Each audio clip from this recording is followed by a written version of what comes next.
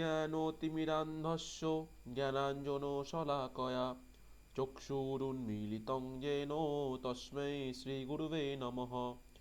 শ্রীচৈতন্যমনোভীষ্টং স্থাপিतं येन ভূতলে স্বয়ং রূপ কদা মह्यं দদাতি স্বপদান্তিকम्।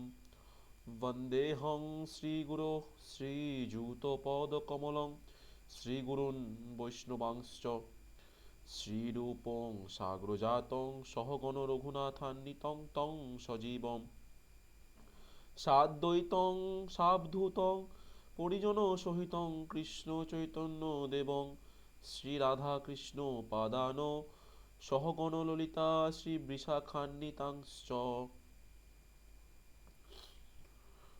শ্রীগৌরাঙ্গ নিত্যানন্দ শ্রী অদ্বৈত চন্দ্র গদাধর শ্রীবাসাদি গৌর ভক্ত বৃন্দ। হে কৃষ্ণ করুণা সিন্ধৌ দীনবন্ধো জগৎপতে গোপেশু গোপিকা কান্ত রাধা কান্ত নমস্তুতে। তপ্ত কাঞ্চন গৌরাঙ্গে রাধে বৃন্দাবনেশ্বরী বৃষভানুসুতে দেবী প্রণমামি হরিপ্রিয়ে। বাঞ্ছাকল্পতরুভ্যশ্চ কৃপা সিন্ধুভ্যেব চ পতিতানাং পাবনেভ্যো বৈষ্ণবেভ্যো নমো নমঃ। হরে কৃষ্ণ কৃষ্ণ কৃষ্ণ হরে হরে হরে রাম রাম রাম হরে হরে।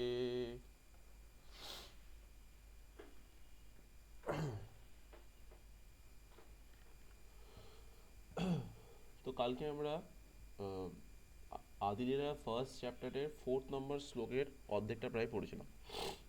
তো আজকে সেই পার্টটা কমপ্লিট করবো আর এগোবো। এখান থেকে স্টার্ট করি।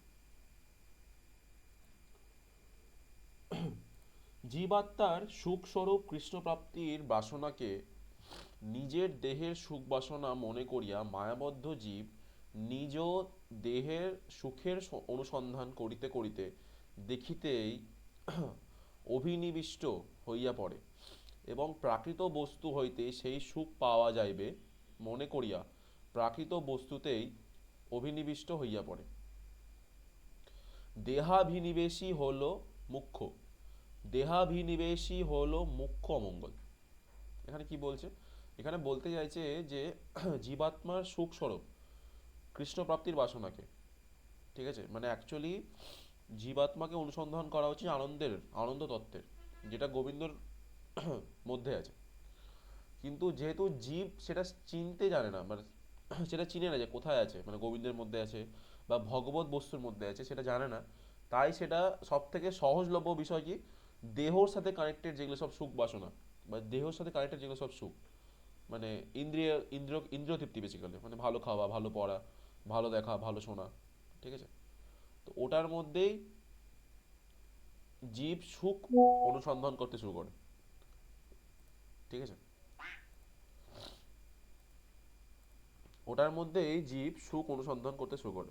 এবার এটাই কারণ যে জীব যখনই জড়জাগতিক, ঠিক আছে, বা বিষয় জিনিসের মধ্যে বা ম্যাটেরিয়াল জিনিসের মধ্যে সুখ খুঁজতে শুরু করবে, তখনই ওটার মধ্যে আবদ্ধ হয়ে পড়ে, একটা ভ্রম চলে আসে, ঠিক আছে, যে দেহটা আমি, ঠিক আছে, এই ভ্রমটা চলে আসে। ওটাই বলছে যে দেহাভিনিবেশ তাই হচ্ছে মুখ্য অমঙ্গল জীবের জন্য। শচীনন্দন সর্ব অমঙ্গল হরণ করেন বলিয়া তিনি হরি। সমস্ত অমঙ্গলের মূল নিদান মায়াবদ্ধ জীবের দেহাভিনিবেশকে তিনি হরণ করেন, মানে দেহাত্মবোধ বুদ্ধি, ঠিক আছে, যে দেহটা হচ্ছে আমি, এই যে বুদ্ধিটা, এই বুদ্ধিটাকে তিনি হরণ করে নেন, ঠিক আছে, মানে আমাদের জ্ঞানের চক্ষুটা খুলে দেন। অর্থাৎ কৃপা দৃষ্টি দ্বারা তিনি জীবের দেহাভিনিবেশ দূর করিয়া দেন। ইহাই হইল হরি শব্দের একটি মুখ্য অর্থ। হরি শব্দের দ্বিতীয় মুখ্য অর্থ হইল যিনি প্রেম দিয়ে মন হরণ করেন।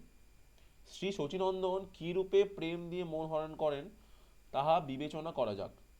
পূর্বে বলা হয়েছে শ্রী শচীনন্দন জীবের দেহানিবেশকে হরণ করেন। হরণ করেন তিনি অভিনিবেশটি, দেহ হরণ করেন না। ঠিক আছে, মানে তিনি দেহ হরণ করেন না। কি হরণ করেন? এই বুদ্ধিটা, অভিনিবেশটি। ঠিক আছে, দেহর মধ্যে আমাদের যে বুদ্ধিটা আটকে আছে, যে আমি দেহ, এই বুদ্ধিটাকে হরণ করে নেন। ঠিক আছে, আমরা তো একটা স্বতন্ত্র আত্মা, তাই না? তস্কর যে জিনিসটি হরণ করে সে জিনিসটি যতক্ষণ গৃহস্থের গৃহে থাকে ততক্ষণ তাহা গৃহস্থের। তস্কর তাহা হরণ করিয়া নিজস্ব করিয়া ফেলে, নিজের আয়ত্তেই তাহাকে রাখে। শচীনন্দনও জীবের অভিনিবেশটিকে হরণ করিয়া নিজস্ব করিয়া ফেলেন।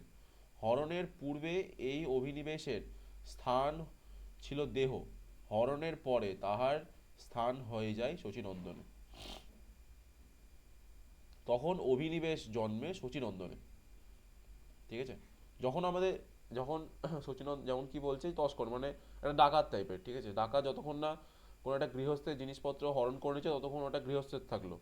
যখনই ডাকাত ডাকাত সেটা হরণ করে নিল তখন ওটা ডাকাতের হয়ে গেল। সেমভাবে সচেতন যখন আমাদের মনটাকে হরণ করে নেয়, ঠিক আছে, তখন আমাদের মন আর দেহের মধ্যে থাকে না, তখন আমাদের মন চিত্ত, ঠিক আছে, সব শচীনন্দনের হয়ে যায়।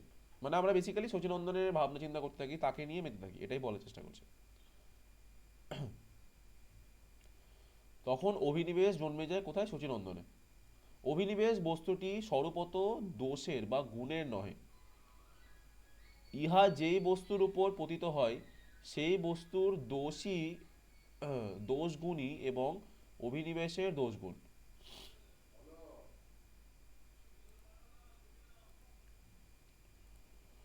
তো এখানে কি বলা হলো? আরেকবার পড়ি জিনিসটা। কোথায় গেল? অভিনিবেশ বস্তুটি স্বরূপত দোষের বা গুণের নয়। ইহা যেই বস্তুর উপর পতিত হয় সেই বস্তুর দোষ দোষগুণই এই অভিনিবেশের দোষগুণ। আচ্ছা, আচ্ছা, এক্সপ্লেন করেছে। একটি আলো যদি বাঘ বা সাপের উপর পতিত হয় তাহা দেখিলে আমাদের ভয় জন্মে। তাহা যদি কোনো কুৎসিত দুর্গন্ধময় বস্তুর উপর পতিত হয় তাহা দেখিলে আমাদের ঘৃণা জন্মে। আবার তাহা যদি কোনো সুগন্ধি সুন্দর পুষ্পস্ত বকের উপর পতিত হয় তাহা দেখিলে আমাদের আনন্দ হয়। এই রূপে একই আলো ভিন্ন ভিন্ন বস্তুর উপর পতিত হইলে ভয়, ঘৃণা, আনন্দ প্রভৃতি ভিন্ন ভিন্ন ভাবের উদয় হয়। আচ্ছা, তদরূপ মানে সেই রকম একই অভিনিবেশ বস্তু বিশেষের উপর পতিত হইলে ভাব বিশেষের হেতু হইয়া পড়ে। আচ্ছা, বুঝতে পারলাম। জীবের অভিনিবেশ যখন তাহার দেহ বা দেহ সম্বন্ধীয় বস্তুতে থাকে তখন তাহা অমঙ্গলজনক হয়। আচ্ছা, কিন্তু যখন তাহা পরম মঙ্গল নিধান শ্রী শচীনন্দনে থাকে তখন তাহা হয় মঙ্গলজনক। কিন্তু এই মঙ্গলটা কি? আলো যেমন দ্বীপাদি আধার ব্যতীত থাকিতে পারে না। আচ্ছা, আলোর আসতে গেলে মানে লাইট আসতে গেলে একটা আধার দরকার, যেমন সান হোক বা বাল্ব হোক, কিছু একটা আধার দরকার, ঠিক, সোর্স দরকার। ঠিক আছে, অভিনিবেশও মন ব্যতীত থাকতে পারে না। ঠিক আছে, আচ্ছা, এখানে অভিনিবেশ মানে ইচ্ছার কথা বলা হচ্ছে। এক মিনিট।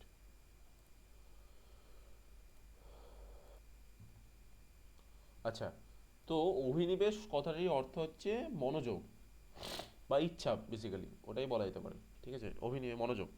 তো কি বলছে? তো মনোযোগটা অভিনিবেশ ও মন ব্যতীত থাকতে পারে না। ঠিক আছে, তো অভিনিবেশ মানে মনোযোগ বা ইচ্ছার সোর্সটা কি? মন থেকে। ঠিক আছে, মন ব্যতীত সেটা থাকতে পারে না। অভিনিবেশ হইল মনের ধর্ম। ঠিক আছে, মনের ধর্ম হচ্ছে কি? অভিনিবেশ মানে মনের বেসিক যেটা ক্রিয়া, ওটা হচ্ছে ইচ্ছা। ঠিক আছে, আলো হরণ করিতে হইলে যেমন তাহার আধার দীপাদিকে হরণ করিতে হয়, মানে আলোকে যদি বন্ধ করতে হয় মানে নিভাতে হয় তাহলে কি বাল্ব অফ করে দিতে হবে, বা যদি কোনো কি বলে ওটাকে প্রদীপ জ্বলে তাহলে প্রদীপটাকে বন্ধ করে দিতে হবে, নিভিয়ে দিতে হবে। তো সেমভাবে তদরূপ অভিনিবেশ হরণ করিতে হইলে তাহার আধার স্বরূপ মনকে হরণ করতে হবে। আচ্ছা, বুঝতে পারলাম। মানে এখানে বেসিক্যালি এটা বলতে চাইছে যে আমাদের ইচ্ছা যতক্ষণ অবধি জড়জাগতিক বা দেহ সম্বন্ধীয় জিনিসের উপর থাকে তখন ওটা অমঙ্গলজনক। কারণ কারণ ওটা তো আমাদেরকে প্রত্যেকটা ক্ষণ এর আগেও করেছে আর এখনো করছে, মানে পতিত, মানে এমন একটা জায়গায় নিয়ে যায় যেটা মঙ্গলজনক হয় না, কখনো আমরা সেটা থেকে তৃপ্তি পাই না, তাই না? কিন্তু যখন মনের ইচ্ছাটা রাধা গোবিন্দের চরণে চলে আসে, ঠিক আছে, রাধা গোবিন্দ রিলেটেড হয়ে যায়, শ্রী সচিনন্দন রিলেটেড হয়ে যায়, তখন সেটা মঙ্গলজনক হয়ে যায়, কারণ ওটা দেহভিত্তির উপরে চলে আসে। এখানে ওটাই বলার চেষ্টা করেছি। সেম ভাবে অভিনিবেশ হরণ করতে হইলেও তাহার আধার স্বরূপ মনকে হরণ করিতে হয়। শ্রী শচীনন্দন অভিনিবেশের সঙ্গে সঙ্গে মনকে হরণ করিয়া নেন। ইয়েস। পূর্বেও যে মন এবং অভিনিবেশ ছিল দেহে, তখন সে মন ও অভিনিবেশ যাইয়া পড়ে শচীনন্দনে। হ্যাঁ, এখন শচীনন্দন। কিন্তু এই মন ও অভিনিবেশের লক্ষ্য হইতেছে সুখ। যতক্ষণ মন ও অভিনিবেশ ছিল দেহে ততক্ষণ লক্ষ্য ছিল দেহের সুখ। যখন তাহা শচীনন্দনে গিয়া পড়ে তখন লক্ষ্য হইবে শচীনন্দনের সুখ। হ্যাঁ, এটা ঠিক। মানে এখানে বেসিক্যালি প্রেমের উদাহরণ দিয়ে দিল, যে জগতে যে প্রেমটা যেটা বিদ্যমান আছে ওটা তো প্রেম না যদিও, ঠিক আছে। যেমন চৈতন্য চৈতামৃতে একটা সুন্দর উক্তি আছে, যদি কাউকে ডিফাইন করতে হয় যে প্রেম কি। আত্ম ইন্দ্রিয় আত্ম ইন্দ্রিয় প্রীতিবাঞ্ছা তারে বলি কাম, কৃষ্ণ ইন্দ্রিয় প্রীতিবাঞ্ছা ধরে প্রেম নাম। এই উক্তিটা আছে। যেমন একটু ম্যাটেরিয়াল জগতেও যদি ভাবা যায়, যদি আমি কারোর সাথে প্রেম করি, যদি কাউকে ভালোবাসি, তাহলে স্বসুখ বাঞ্ছার থেকে, মানে বাঞ্ছা মানে হচ্ছে চাওয়া, ঠিক আছে, নিজের সুখ চাওয়ার থেকে আমি যাকে ভালোবাসি তার সুখ চাওয়াটা বেশি ইম্পর্টেন্ট হয়ে যায়, যে ভালোবাসে, তাই না?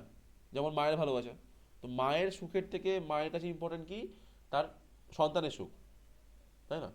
তো সেমভাবে যখন আমাদের মন হরণ করে নেয় শচীনন্দন, তো আমাদের সুখের থেকে বেশি ইম্পর্টেন্ট হয়ে যায় শচীনন্দনের সুখ, গৌর সুন্দরের সুখ, তাই না? তো ভক্তের হৃদয়ে সবসময় প্রেমে পরিপূর্ণ থাকে। তো সে ওভাবে ওটাই বলার চেষ্টা করছে এখানে, ঠিক আছে। তো পূর্বে মনের টেন্ডেন্সি কি ছিল? পূর্বে মনের টেন্ডেন্সি ছিল, অভিনিবেশ ছিল কি দেহের সুখের মধ্যে, ঠিক আছে। এবং পরে যখন শচীনন্দন মানে গৌর হরি আমাদের যখন মনটাকে কেড়ে নেয়, তখন আমাদের টেন্ডেন্সি কি হয়ে যায়, গৌর সুন্দরের সুখে পরিণত হয়ে যায়, তাই না? কিন্তু এই মন ও অভিনিবেশের লক্ষ্য হইতেছে সুখ। যতক্ষণ মন ও অভিনিবেশ ছিল দেহে ততক্ষণ লক্ষ্য ছিল দেহের সুখ। যখন তাহা শ্রী শচীনন্দনে গিয়া পড়ে তখন লক্ষ্য হইবে শচীনন্দনের সুখ। ঠিক। কিন্তু শচীনন্দনের সুখের জন্য যে বাসনা তাহাই প্রেম।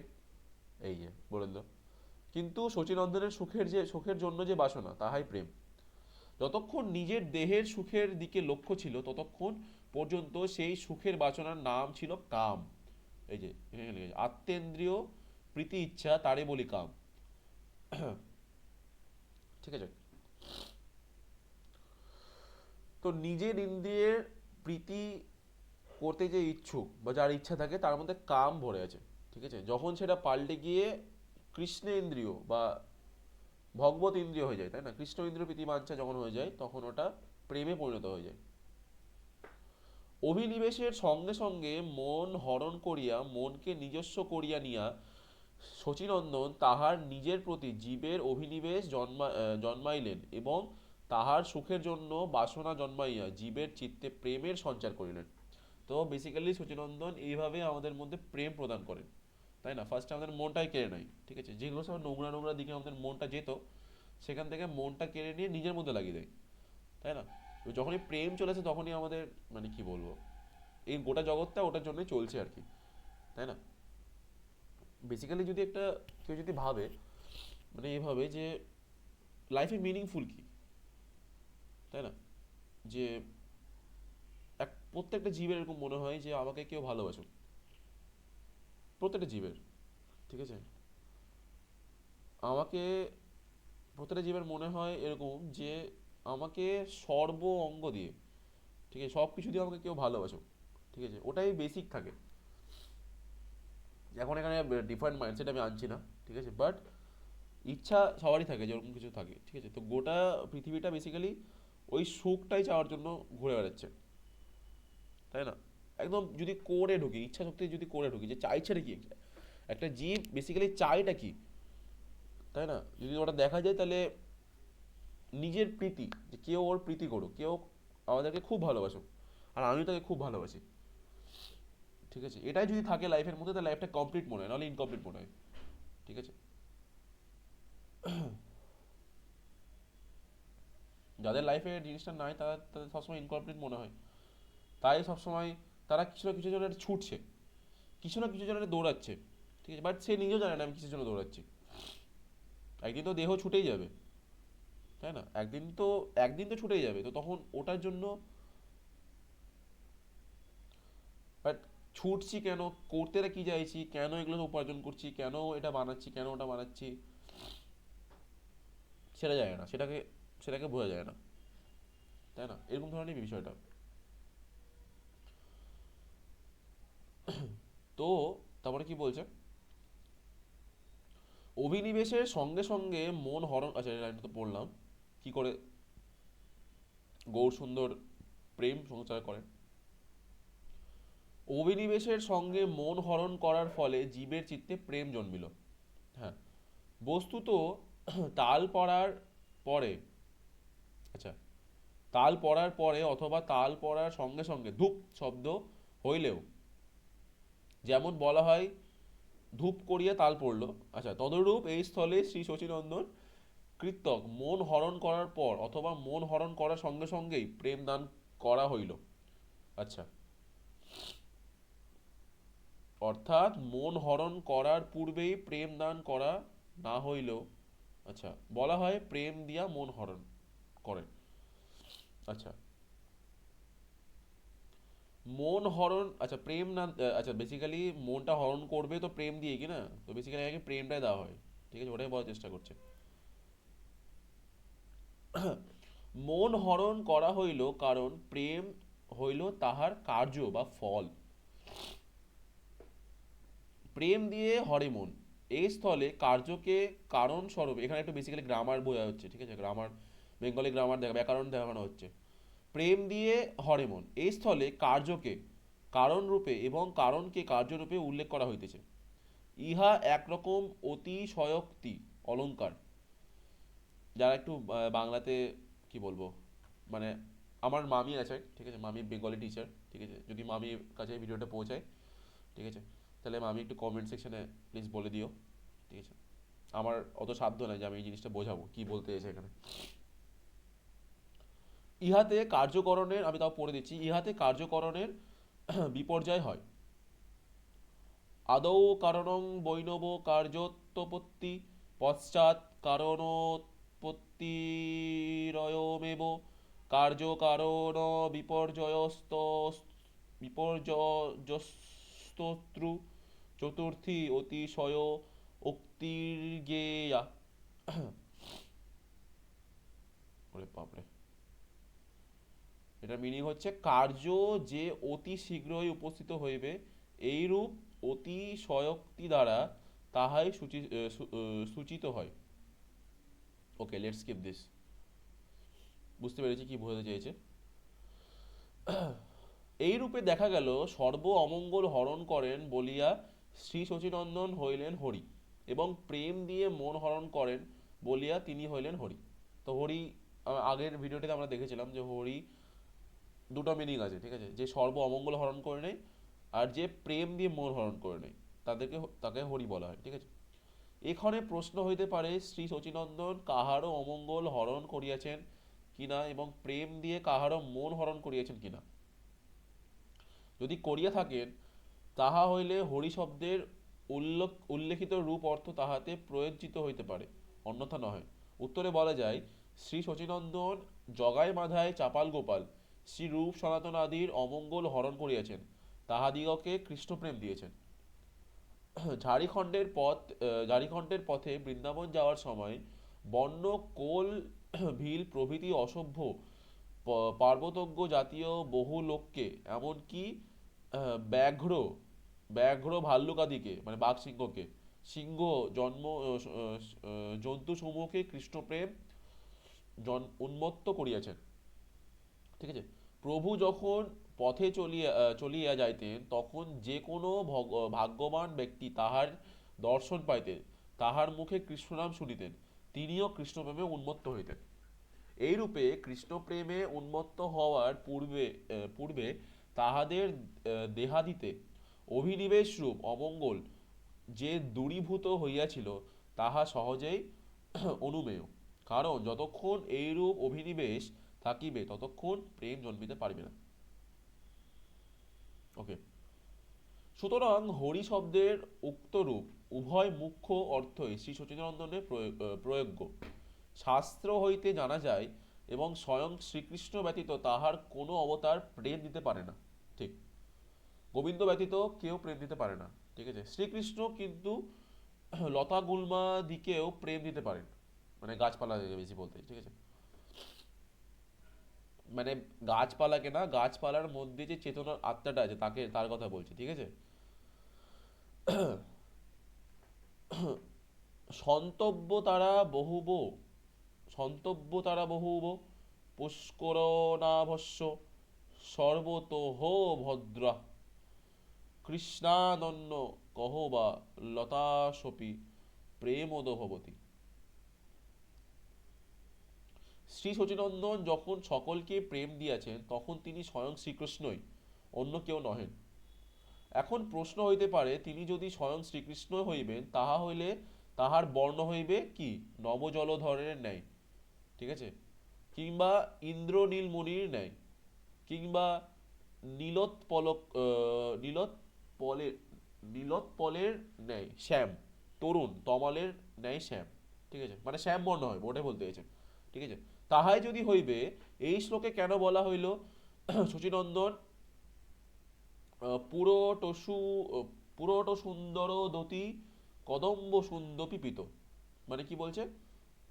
পুরট মানে স্বর্ণ, মানে সোনা, সোনা অপেক্ষাও সুন্দর, দ্যুতি মানে রশ্মি ছোটা বেরাচ্ছে, মানে বেসিক্যালি আলো বেরাচ্ছে অঙ্গ থেকে, কদম্ব সম দ্বারা সন্দীপিত, ঠিক আছে, সমুজ্জ্বল, তাহার বর্ণ বিশুদ্ধ স্বর্ণ অপেক্ষা সুন্দর পিত, মানে গৌর বর্ণ, তাই না? মানে বেসিক্যালি কি বলবো, গলন্ত লোহা যেরকম যে একটা কি বলবো, একটা গ্লো ইমিট করে, ওরকম ধরনের বর্ণ। ঠিক আছে। তাহার এই পীতবর্ণ অঙ্গ হইতে অসংখ্য স্বর্ণবর্ণ জ্যোতিরেখা সকল দিকে বিচ্ছরিত হইতেছে, এবং তদ্বারা তাহাকে সমুদ্ভাসিত করিতেছে। ঠিক আছে। এবার এটা এরকম কেন হলো, ওটাই বলতে চাইছে যে যখন গোবিন্দ, যখন কৃষ্ণ ছাড়া কেউ প্রেম দিতে পারে না, এখানে বলা হচ্ছে শচীনন্দন প্রেম দিচ্ছে, তার মানে শচীনন্দন হচ্ছে কৃষ্ণই, তো কৃষ্ণের বর্ণ তো শ্যাম বর্ণ। ঠিক আছে। তো শচীনন্দের বর্ণ তো আবার কি বলো, গৌড় বর্ণ, তো ডিফারেন্সটা কেন? তো উত্তরে বলা হচ্ছে শ্রী শচীনন্দন যে স্বয়ং ব্রজেন্দ্র নন্দন শ্রীকৃষ্ণ, এ কথাও ঠিক, এবং নদিয়া অবতারে তিনি যে পীতবর্ণ ধারণ করেছেন এটাও ঠিক। শ্রী রাধারানীর ভাব ও কান্তি নিয়ে তিনি গৌর হইয়াছেন, তাই এই লীলায় তার বর্ণ হচ্ছে পীত। পরবর্তী রাধা কৃষ্ণ প্রণয় বিকৃতি ইত্যাদি শ্লোকে তাহা বলা হয়েছে।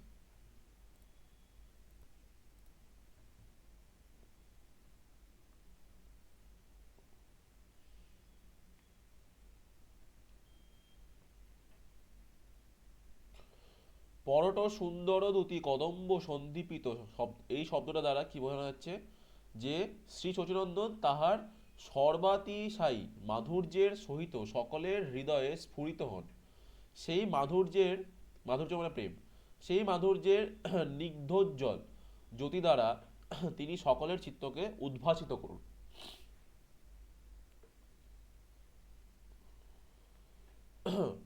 এতাদৃশ শচীর নন্দন কলৌ কলিযুগে, আচ্ছা,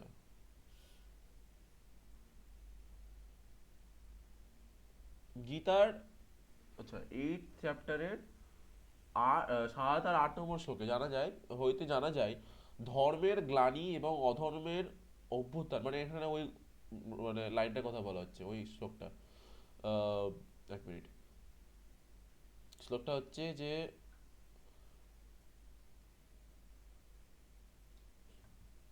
আমি ভুলে গেলাম, মনে আসছে না, মুখস্থ ছিল। অভ্যুত্থান অধর্মস্য তদাত্মনং সৃজাম অহম পরিত্রাণায় সাধুনা বিনাশায় চ দুষ্কৃতম ধর্ম সংস্থাপনার্থায় সম্ভবামি যুগে যুগে, তার আগের লাইনটা মনে আসছে, ঠিক আছে। তো জানা যায় ধর্মের গ্লানি এবং অধর্মের অভ্যুত্থান হইলে সাধুদিগের পরিত্রাণের জন্য, দুষ্কৃতীদের বিনাশের জন্য এবং ধর্ম সংস্থাপনের জন্য শ্রীকৃষ্ণ যুগে যুগে অবতীর্ণ হন। ধর্ম সংস্থাপন, সাধুদের পরিত্রাণ এবং দুষ্কৃতীদের বিনাশ, এই সমস্তই জগতের প্রতি তাহার করুণার পরিচায়ক, ঠিক আছে, করুণার পরিচয় এইসব কাজকর্ম করা। সুতরাং যখনই তিনি অবতীর্ণ হন তখনই করুণাবশত অবতীর্ণ হয়ে থাকেন।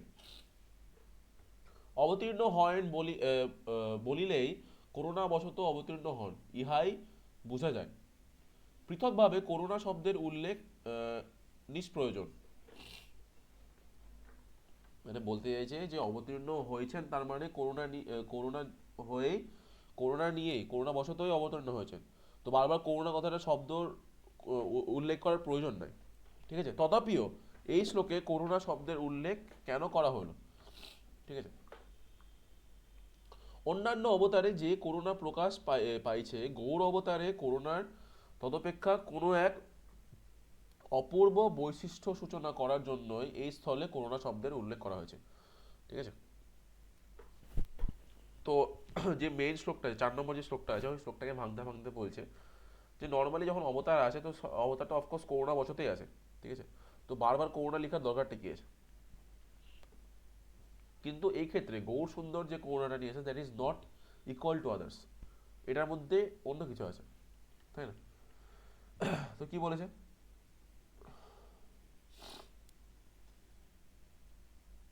অন্যান্য অবতারে যে করুণা প্রকাশ পাইছে, গৌর অবতারে করুণার তদপেক্ষা কোনো এক অপূর্ব বৈশিষ্ট্য সূচনা করার জন্য এই স্থলে করুণা শব্দের উল্লেখ করা হয়েছে, ঠিক আছে।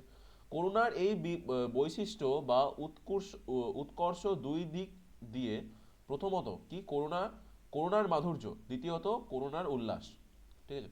প্রথমে মাধুর্যের কথা বিবেচনা করা যাক, ঠিক আছে। ফার্স্টে করুণার মাধুর্য কি বলা হচ্ছে এটার মধ্যে, অন্যান্য অবতারে তিনি সাধুদের পরিত্রাণ করিয়াছেন, সাধুগণ তাহার এই করুণা অনুভব করিয়াছেন, আস্বাদনও করিয়াছেন। ধর্ম সংস্থাপন করিয়া ধর্মপ্রাণ লোকেদের উপকার করিয়াছেন, তাহারাও এই করুণা অনুভব করিয়াছেন। অসুরদের প্রাণ সংহার করিয়াছেন, ইহার মধ্যে তাহার করুণার বিকাশ আছে। কেবল অন্যের প্রতি, কেবল অন্যের কেবল অন্যের প্রতি নয়, অসুরদের প্রতিও, যেহেতু তিনি হতারিগ কি হতারিগ গতিদায়ক, আচ্ছা, কংসাদি কংসাদি যে সমস্ত অসুরকে তিনি বধ করিয়াছেন, তিনি তাহাদিগকেই সচরণে স্থান দিয়েছেন, তাহাদের প্রতি ইহাই তাহার করুণা। আচ্ছা, এখানে বলছে যে শুধু সাধুদেরকে করুণা করেন না তিনি, তিনি অসুরদেরকে করুণা করেন, ঠিক আছে। যদি আমরা ভাগবতটাকে পড়ি, ভাগবতের শ্লোকগুলোর মধ্যে এটা রেফারেন্স পাওয়া যায় যে যখনই অসুরদেরকে গোবিন্দ বিনাশ করতো, সেই অসুরের যে আত্মাটা বা প্রাণটা, দেখা যেত একটা রশ্মিটা উঠে গিয়েছে গোবিন্দের চরণে মিলিত হয়ে যাচ্ছে, ঠিক আছে। তার মানে অসুরগুলোকে সংহার করার পর তাদেরকে গোবিন্দ নিয়ে চরণে ঠাঁই দেয়, ওটাই বলার চেষ্টা করছে। কিন্তু এই করুণা তাহারা অনুভব করিয়াছেন তাহার চরণে স্থান লাভের পরে, হ্যাঁ। যতক্ষণ পর্যন্ত তাহাদের দেহে প্রাণ ছিল ততক্ষণ পর্যন্ত, তার মানে ওষুধের কথা বলা হচ্ছে, ও অসুররা করুণাটা অনুভব কখন করেছেন, যখন তাহারা গোবিন্দের চরণে স্থান পেয়েছে। এবার যতক্ষণ পর্যন্ত তাহাদের দেহে প্রাণ ছিল ততক্ষণ পর্যন্ত তাহারা এবং তাহাদের আত্মস্বজন যারা মনে করেছেন শ্রীকৃষ্ণ তাহাদের প্রতি নিষ্ঠুরতাই দেখাইছেন, ঠিক আছে। তো যতক্ষণ তাদের প্রাণ ছিল বা দেহ ছিল ততক্ষণ ওটাই মনে হচ্ছিল, ঠিক আছে। বেসিক্যালি সবই তো লীলা, একটা মানে কি বলো, প্ল্যান, একটা নাটক, ঠিক আছে, লীলা আস্বাদন করার জন্য, আনন্দ উপভোগ করার জন্য। তো যাই হোক, অসুরগণ প্রাণ থাকা পর্যন্ত তাহার করুণার মাধুর্য উপলব্ধি করতে পারে নাই। অসুরগণের আত্মীয় স্বজনগণ কোনো সময় তাহা উপলব্ধি করতে পারে নাই। সুতরাং এই সকল স্থলে তাহার করুণার মাধুর্যের বিকাশ অসম্ভব। কিন্তু গৌর অবতারে তিনি কোনরূপ অস্ত্র ধারণ করেন নাই, কাহারও প্রাণ সংহার করেন নাই। হরিনাম প্রেম দিয়া সকলের চিত্ত শুদ্ধ করিয়াছেন। অসুর সংহার করেন নাই, অসুরের সংহার করিয়াছেন। আচ্ছা সরি, অসুর সংহার করে, অসুরকে মানেনি, অসুরত্বকে মেরেছেন। ঠিক আছে। রামাতি অবতারে ক্রোধে নানা অস্ত্র ধরে। অসুরের রামাদি অবতারে ক্রোধে নানা অস্ত্র ধরে, অসুরেরে করিল সংহার। এবে অস্ত্র না ধরিল, প্রাণে কারে না মারিল, চিত্ত শুদ্ধ করিল সবার। এটা ইসের কথা বলছে, সিসিরি লাইন এটা। ঠিক আছে। রাম অবতারে অস্ত্র ধরে অসুরকে সংহার করেছে, কিন্তু এই অবতারে এখানে মানে অবতার তো না, এখানে এসে তিনি কোনো অস্ত্র ধরেননি, কারো প্রাণও নেননি। ঠিক আছে। তাদের মধ্যে যে কলুষতাটা সেটাকে মুছে দিয়েছেন। ঠিক আছে, মানে যেটার জন্য তারা অসুর সেই ভাবনাটাকে মুছে দিয়েছেন। মানে অজ্ঞানতায় অফকোর্স মানুষ পাপ কাজ করে, তো অজ্ঞানতাকে পাপিকে না মিটিয়ে যদি পাপের টেন্ডেন্সিটাকে মিটিয়ে তাহলে তো সে মুক্ত হয়ে গেল না, ওটাই বলার চেষ্টা করছে। কিন্তু গৌর অবতারের তিনি কোনো লোক অস্ত্র ধারণ করেন। আচ্ছা ঠিক আছে। জগাই মাধায় যে দুষ্কর্য করিয়াছিলেন, লোকে মনে করিয়াছিল তাহাদের নাকি কত কঠোর শাস্তির ব্যবস্থা হয়। তাহারাও হয়তো তাহাই মনে করিয়াছিলেন। কিন্তু শচীনন্দন তাহাদের পাপ হরণ করিয়া তাহাদিগকে প্রেম দিয়ে কৃতার্থ করিলেন। এই অপ্রত্যাশিত করুণা দেখিয়া তাহার অবাক মুগ্ধ হওয়ায় শ্রীনিতাই গৌড়ের চরণে আত্মবিক্রয় করিলেন। জগাই মাথা ইনসিডেন্টটা কথা বলা হচ্ছে, কতটা আছে আর। ঠিক আছে, তারপর যাই। জনসাধারণও মুগ্ধ হইল। শচীনন্দনের কৃপা পাওয়ার জন্য উদ্গ্রীব হইল। কাজী যে অপরাধ করিয়াছেন সেই অপরাধও শচীনন্দন ক্ষমা করিলেন। প্রেম দিয়া কাজীকেও কৃতার্থ করিলেন। কতিপয় পড়ুয়া পাষণ্ডী প্রভুর নিন্দারূপ অপরাধ পক্ষ আকণ্ঠ নিমজ্জিত হইয়াছিল। তাহাদের উদ্ধারের জন্য শচীনন্দন সন্ন্যাস গ্রহণ করিলেন। পরে তাহাদিগকে উদ্ধার করিলেন। তিনি তাহাকেও হত্যা করেন নাই, তিনি মানে কাউকে হত্যা করেননি। কাহারও জন্য কোনরূপ কায়িক শাস্তির ব্যবস্থা করেন নাই। অবশ্য বৈষ্ণব অপরাধের গুরুত্ব দেখাইয়া জনসাধারণকে সতর্ক করার উদ্দেশ্যে চাপাল গোপালের দেহে কুষ্ঠব্যাধির সঞ্চার করিয়াছিলেন। মানে বৈষ্ণব অপরাধ অনেকই সিভিয়ার অপরাধ বলা হয়। ঠিক আছে, ওটার ক্ষমা কেউ করে না। কিন্তু তাহাকেও তিনি পরে রোগমুক্ত করাইয়া কৃতার্থ করেছিলেন। আমরণ তাহাকে কুষ্ঠের যন্ত্রণা ভোগ করেন নাই, মানে মরা অবধি তাকে, মানে মৃত্যু অবধি তাকে কুষ্ঠরোগের যন্ত্রণা ভোগ করেননি। ঠিক আছে। কিছু কিছু সময়ের জন্য দ্বিতীয়টা পরে যখন আমরা পড়বো তখন জানতে পারবো, কিছু সময়ের জন্য দেওয়া হয়েছিল। তারপরে সেটা আবার যখন চাপাল গোপাল যখন ক্ষমা চেয়ে নেয়, ঠিক আছে, শ্রীবাস পণ্ডিতের কাছে, তখন সেটা সরে সরে যায়। বাস্তবিক ভগবত করুণার, আচ্ছা কোথায় গেল,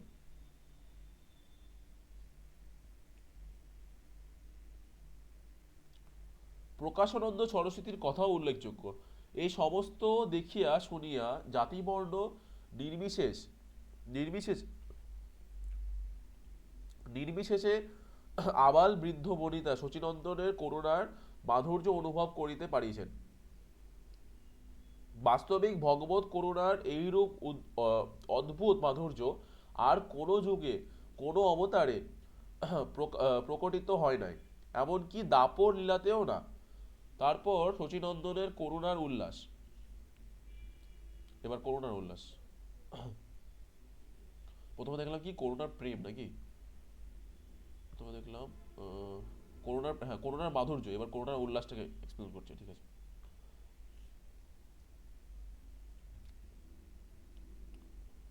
কোথায় গেল,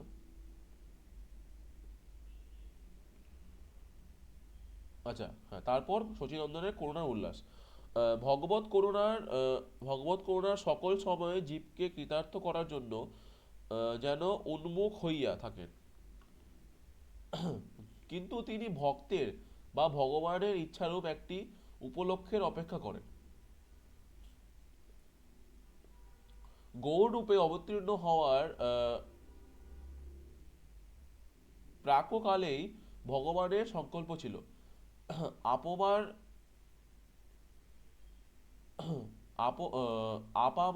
আপামর সাধারণকে তিনি উদ্ধার করিবেন, প্রেম দিয়া কৃতার্থ করিবেন। এই সংকল্প বুঝিতে পারিয়া করুণার উল্লাসে তাহার আনন্দের আর সীমা পরিসীমা ছিল না। সাধারণত জীবের অপরাধের প্রাচীর ভেদ করিয়া ভগবৎ করুণা সহসা তাহার চিত্তকে স্পর্শ করিতে পারে না। আচ্ছা, আচ্ছা, বুঝতে পারলাম।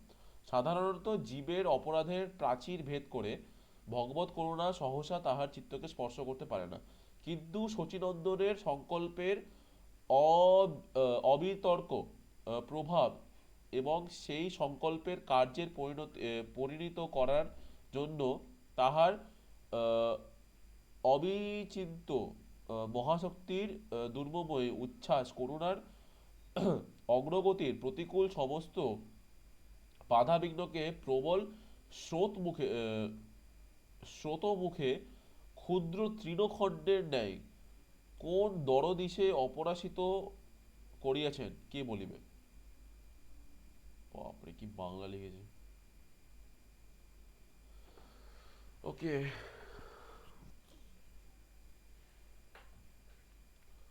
করুণা অবা অবা কি অবাধগতিতে যচ্ছেদভাবে প্রসারিত হইয়া প্রবল বন্যার ন্যায়, ওকে, মানে করোনা আনকন্ট্রোলেবল ভাবে একটা বন্যার মতো জগতে প্লাবিত করিয়াছে।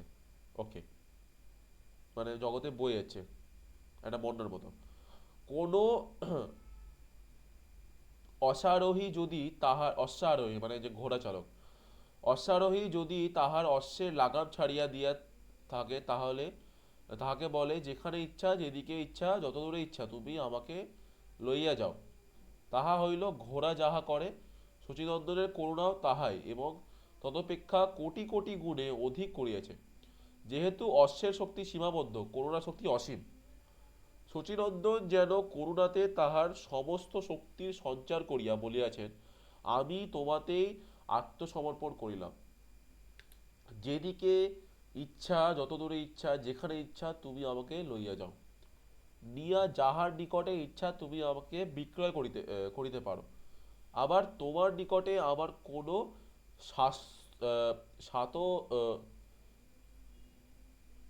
সাতস্ত্রই নাই। সকলকে যচ্ছেদভাবে কৃতার্থ করার জন্য যিনি সর্বদা উদ্গ্রীব, সেই করুণা যখন উল্লেখিত রূপে আদেশ ও শক্তি পাইলেন, তখন তাহার যে কিরূপ উল্লাস হইল তাহা কেবল অনুভব বেদ্য। আচ্ছা, মানে অ্যাজ ইফ করুণার একটা আলাদা চেতনা আছে। ঠিক আছে, শচীনন্দ তার করুণাকে বলছে তুমি যেদিকে ইচ্ছা, যতদূর ইচ্ছা, যতক্ষণ ইচ্ছা, যাকে ইচ্ছা তুমি করুণা করো, মানে তার করুণা শক্তিকে বলছে, এরকম ধরনের একটা ব্যাপার লেখা আছে ওটা আর কি। এটা অন্য কখনো কোনো অবতারে হয়নি, ওটার কথা বলা হচ্ছে।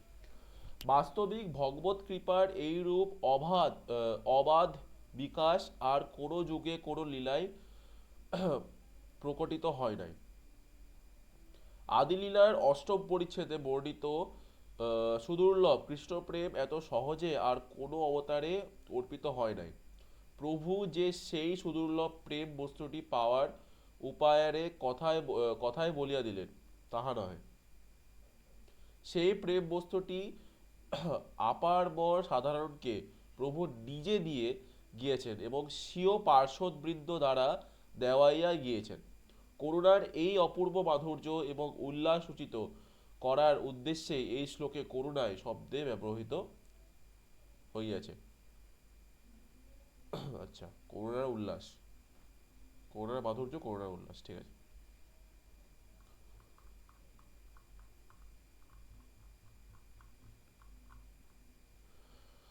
যাহাই হোক, কি উদ্দেশ্যে শচীনন্দন অবতীর্ণ হইলেন, ঠিক আছে। সবর প্রিয়তম সম্যক রূপে অর্পণ করার জন্য। কি অর্পণ করার জন্য? স্বভক্তি শ্রিয়ম, নিজ বিষয়ক ভক্তি সম্পত্তি।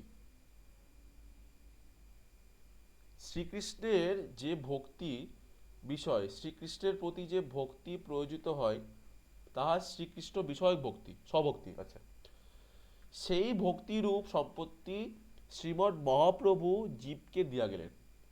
ভক্তিকে সম্পত্তি বলার হেতু এই, সম্পত্তি দ্বারা লোকে নিজের অভীষ্ট বস্তু সংগ্রহ করে। আচ্ছা, হ্যাঁ, সম্পত্তি যদি থাকে তাহলে সম্পত্তিতে কি করে মানুষ? নিজের অভীষ্ট বস্তু, মানে যেটা নিয়ে চাওয়ার বস্তু, সেটাকে সংগ্রহ করে, তাই না? অনেক টাকা থাকলে কি করবো? যেটা আমার ভালো লাগছে সেটা কিনবো। তো এই ইহাতেই সম্পত্তির প্রয়োজনীয়তা ও সার্থকতা। তো ওটাই বলছে যে ভক্তি সম্পত্তি কেন বলছে, কারণ ভক্তি কৃষ্ণ ভক্তি দিয়ে কৃষ্ণকে পাওয়া যায়, এই জন্যই ওটা বলা হলো। যার কাছে কৃষ্ণ ভক্তি আছে সে কৃষ্ণ ভক্তি দিয়ে কৃষ্ণকে পেতে পারে। সর্বপ্রকারে শ্রীকৃষ্ণ সেবা দ্বারা শ্রীকৃষ্ণের প্রতিবিধান করা এবং আনুষাঙ্গিকভাবে শ্রীকৃষ্ণের অসমর্ধ্য মাধুর্য আস্বাদন করায় জীবের স্বরূপানুবন্ধী কর্তব্য। মানে আমাদের মানে কনস্টিটিউশনাল রেসপন্সিবিলিটি, ঠিক আছে?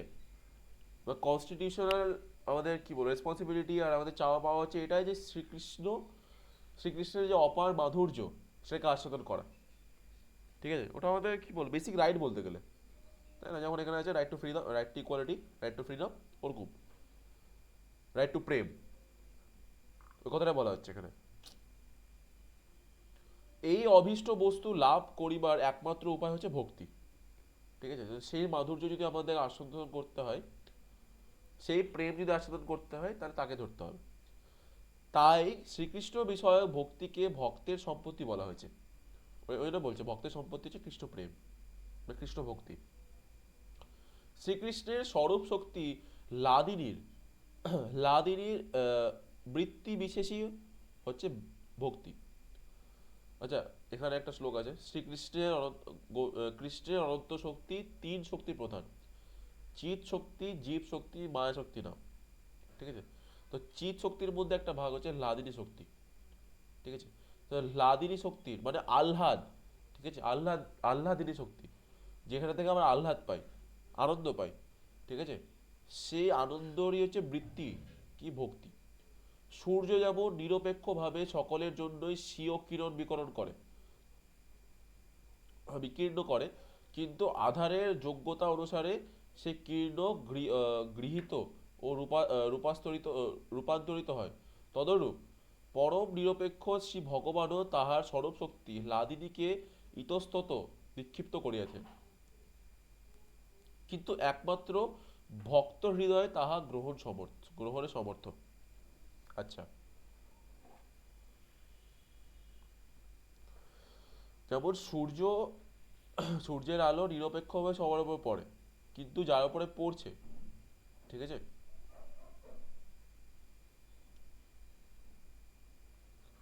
যার উপরে পড়ছে তার যোগ্যতা অনুযায়ী সেটা রূপান্তরিত হয়। মানে যেমন যদি এক গ্লাস জলের উপরে পড়ে, তাহলে সূর্যের আলোটা মানে ছড়িয়ে যাবে সব জায়গাতে। যদি সেটা একটা মানে কি বলবো একটা টেবিলের উপরে পড়ে, সেটা ছড়াবে না। একটা মানুষ যে ঘরের মধ্যে বসে তার মধ্যে কোনো সূর্যের আলো পড়বে না। একটা মানুষ যে বাইরে আছে তার মধ্যে সূর্যের আলো পড়বে। তো কি বস্তু বিশেষে যে ওটা গ্রহণ করছে তার অনুযায়ী সূর্যের আলো রূপান্তরিত হয়। তো সেম ভাবে কৃষ্ণ প্রেমের যে বর্ষা হয় সেটা ঠিক শুধুমাত্র ভক্তের হৃদয়ে সেটা প্রকাশ পায়, আর কারোর হৃদয়ে প্রকাশ পায় না। সুতরাং স্বরূপ শক্তি লাদিনীর কেবলমাত্র ভক্ত হৃদয়ে নিক্ষিপ্ত হন, অন্যত্র হন না। তো লাদিনী শক্তি মানে আহ্লাদ যদি কখনো ফিল করতে হয়, সেটা ভক্তের হৃদয়ে ওটা আসে। তো ভক্ত যে হয় সে আহ্লাদ ফিল করতে পারে, প্রেম ফিল করতে পারে। ভক্তরূপ আধারে নিক্ষিপ্ত হইয়া স্বরূপ শক্তি ভক্তি স্বরূপতা প্রাপ্ত হন, ঠিক আছে? এবং ভক্তিকে ভগবত অনুভবের যোগ্য করেন। আচ্ছা, এবার ভক্তকে ভগবত অনুভবের যোগ্য করেন।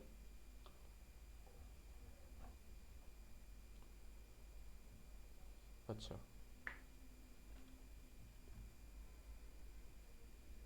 সূর্যোদয়ে অন্ধকারের ন্যায় হৃদয়ে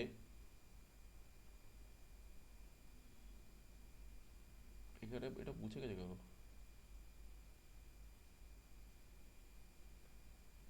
আচ্ছা, সরব লেখা আছে এখানে। ছয় বইয়ের সূর্যোদয়ের অন্ধকারের ন্যায় হৃদয়ে সরব শক্তির আবির্ভাবে ভক্তের যাবতীয় দুঃখ অন্তর্হিত হয়ে যায়। যেভাবে অন্ধকারে আলো পড়লে অন্ধকার দূর হয়ে যায়, সেম ভাবে স্বরূপ শক্তি যখন ভক্তের হৃদয়ে আবির্ভাব হয় ভক্তির দ্বারা, ঠিক আছে, তখন তার হৃদয় থেকে সব দুঃখ মুছে যেতে শুরু করে।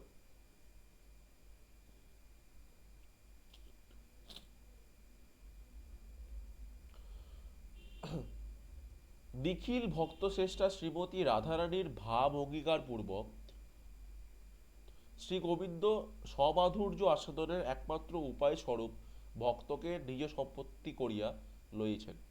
তাই ভক্তির বিষয় হওয়াও শ্রীকৃষ্ণ চৈতন্য রূপে তিনি ভক্তির আশ্রয় হইয়াছেন, ভক্ত সম্পদের অধিকারী হইয়াছেন। আচ্ছা, কি বলছে এখানে? এটা ইম্পর্টেন্ট লাইন।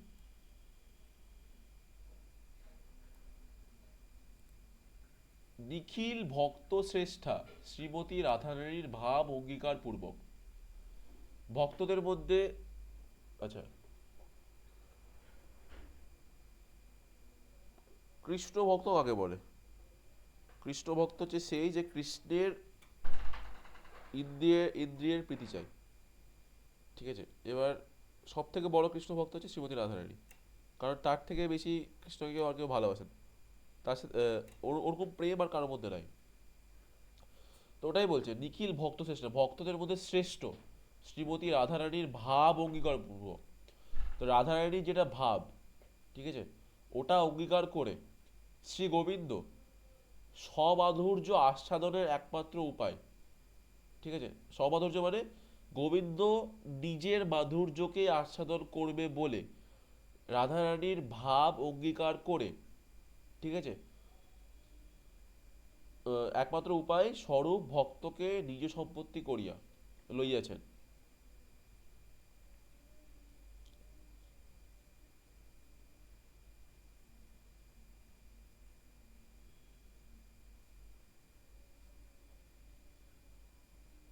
এক মিনিট, আমি পড়ে নিই।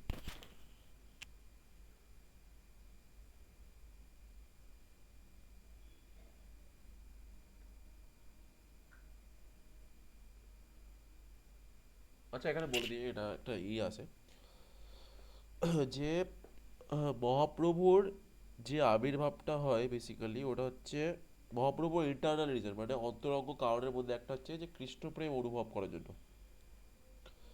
মানে কৃষ্ণ নিজে জানে না যে কৃষ্ণ প্রেম কেমন, ঠিক আছে। ও কৃষ্ণ নিজে দেখে যে রাধারানী এত আনন্দ পায়, সখীরা এত আনন্দ পায়, ভক্তরা এত আনন্দ পায়। তো কৃষ্ণের একদিন সেই বাঞ্ছাটা হয়, মানে ইচ্ছাটা হয় যে আমি আমার প্রেমটাকে অনুভব করে দেখব, ঠিক আছে। এবার সব থেকে বেস্ট ওয়ে কি কৃষ্ণ প্রেমকে অনুভব করা, সব থেকে বেস্ট ওয়ে কি, ঠিক আছে, যে সব থেকে বেস্ট কৃষ্ণ ভক্ত সে যেভাবে আস্বাদন করছে তার ভাবটাকে নিয়ে নেওয়া, তাই না?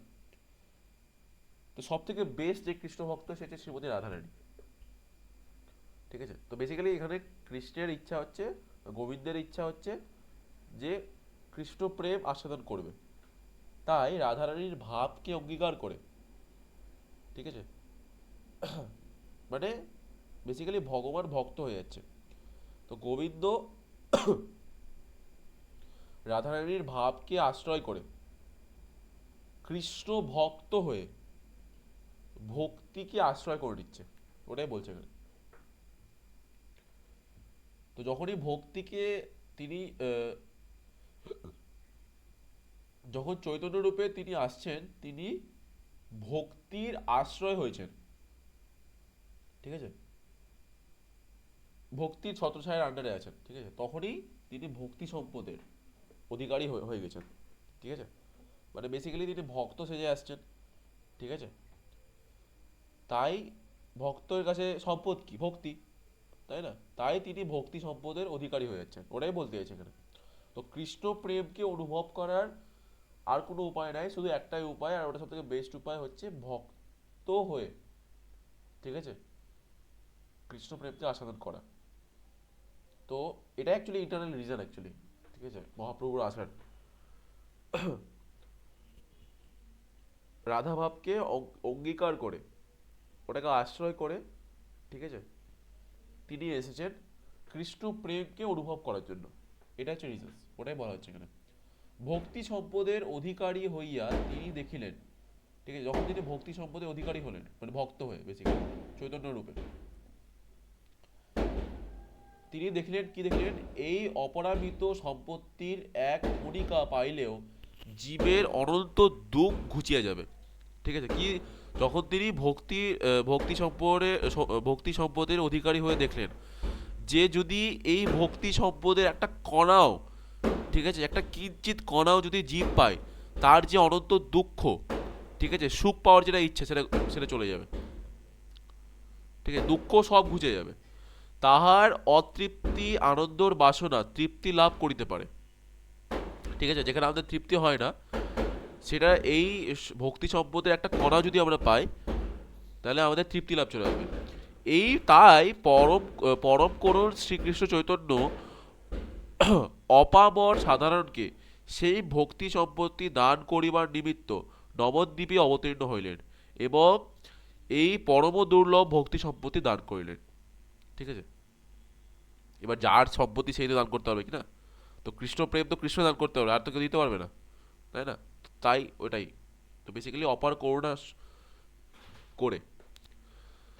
ইহাতেই শ্রীকৃষ্ণ চৈতন্যের করুণার পরমোৎকর্ষ পরমোৎকর্ষ বলার হেতু এই যে ভক্তি সম্পত্তিটি তিনি কলির জীবকে দিয়া গেছেন, তাহা একটি সাধারণ বস্তু নয় নয় তাহা এমন একটি অদ্ভুত এবং অসাধারণ বস্তু, যাহা চিরাত অনর্পিত চরিত, মানে বহুকাল পর্যন্ত দান করা হয়নি, যেটা পূর্বে কোনো এক কল্প যখন স্বয়ং ভগবান শ্রীকৃষ্ণ চৈতন্য রূপে অবতীর্ণ হয়েছিলেন, মানে এর আগে যখন একবার এসেছিলেন, তখন তিনি একবার দিয়েছিলেন।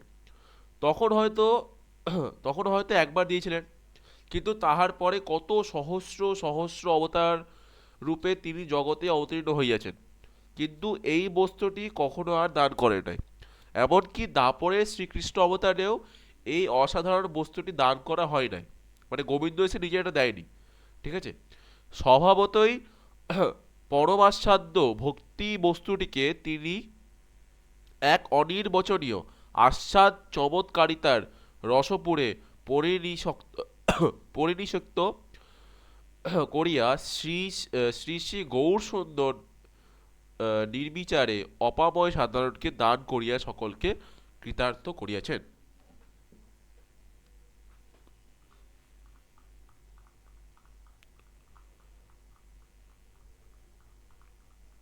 এটার এক্সপ্লেনেশন এত বড় কেন? ওকে, ঠিক আছে, বুঝতে পারছি।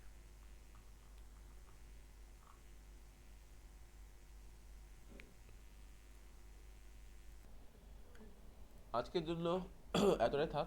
পরের দিন থেকে আবার এখান থেকে পড়বো, কিন্তু এই যে রসে পেজ নাম্বার 14-এর অর্ধেক অবধি পড়লাম আমরা, 4 পাতা মাত্র পড়তে পারলাম। ঠিক আছে, পরের দিন এখান থেকে পড়বো। তো আজকের জন্য এতটাই ইতি। আমাদের শ্রী গুরুদেব আর সকল ভক্তগণ আর আমাদের ইষ্টদেব শ্রী রাধা গোবিন্দ আর গৌর সুন্দরের চরণ আনন্দ কোটি প্রণাম। ঠিক আছে, আজকের জন্য এখানে ইতি। জয় জয় শ্রী রাধে, নিতাই গৌর প্রেমানন্দে, গৌর হরি হরি বল।